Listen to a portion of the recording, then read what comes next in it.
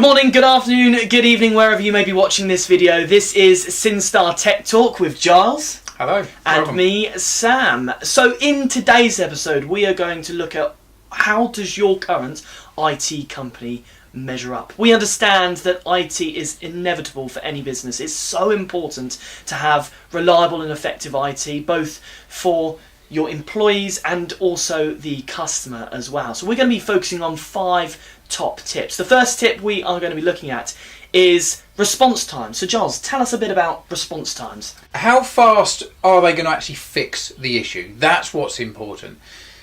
Often companies will quote the fact that we'll answer the phone within 3 rings and all of this sort of stuff. But you have to ask the question, when you dial their number, are you actually dialing them or are you dialing their external support service? As in, are they just a call answering service? They're going to answer that really quick. Then they send you, they'll send them an email and then maybe they get back to you in a couple of hours, a couple of days.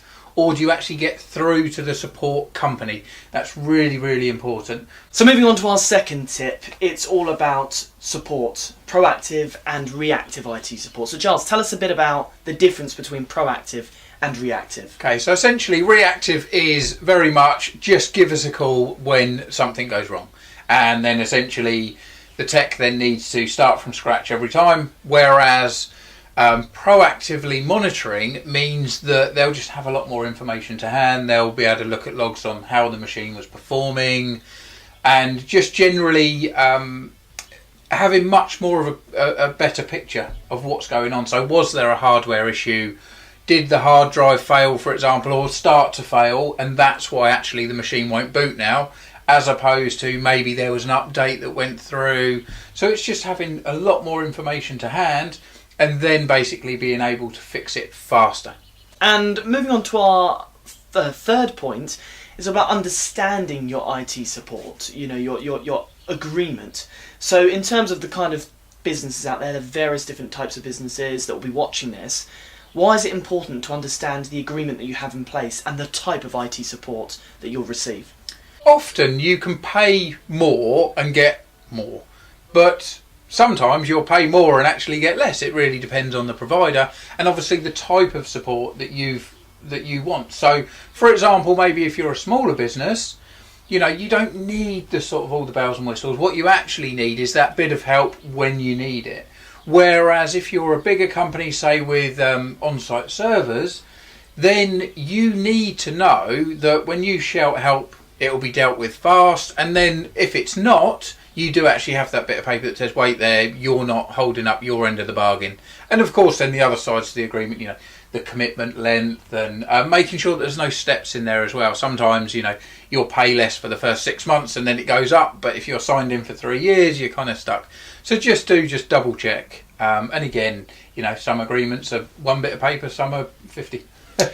So our next point, I guess, is very similar to our first point, talking about fix and having things fixed as soon as possible so you reduce your downtime.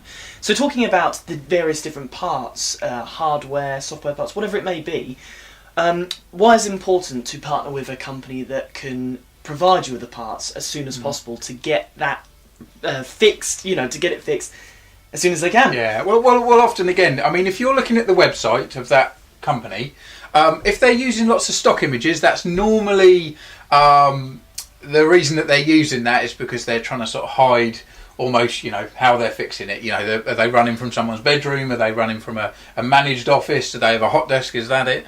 So, but the big thing is it's actually fixing stuff. So for example, Sam, you're there using your computer and the monitor goes bang. So you phone up your support company and say, help, I need a new monitor, there's smoke coming out the back. So if that company holds stock, the conversation will probably go something like, okay, fair enough, kill the power at the main switch, we'll be out soon. And then when they come out, they'll be loaded with a replacement monitor, spare cables, maybe the graphics card for the main computer, anything like that. They'll be loaded, but then they'll get things done quick. You'll be back up and running within a matter of hours, depending on how far they are. Whereas a lot of IT companies run from an office, they don't hold parts. So the conversation is, right, I'll come out and have a look. They'll come out, they'll assess it, they'll then say, yes, you need a new monitor. They'll then show you lots of pictures of monitors. You'll then order it. Hopefully they'll get it delivered within a couple of days, and you'll be back up and running maybe in 3 days' time.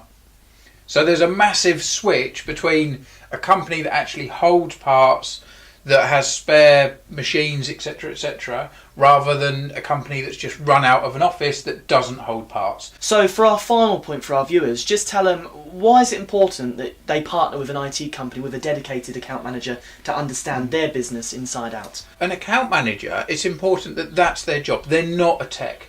They're not going to be fixing anything. They just learn your business.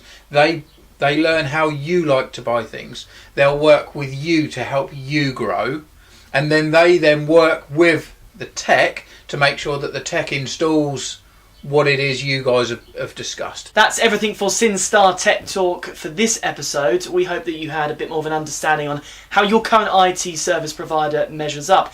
If you've got any questions, please don't hesitate to contact us at any time. But if you like the content and the kind of thing that Giles and I have discussed today, we'd love you to like, comment and share this video. And please comment with your ideas and suggestions for future videos.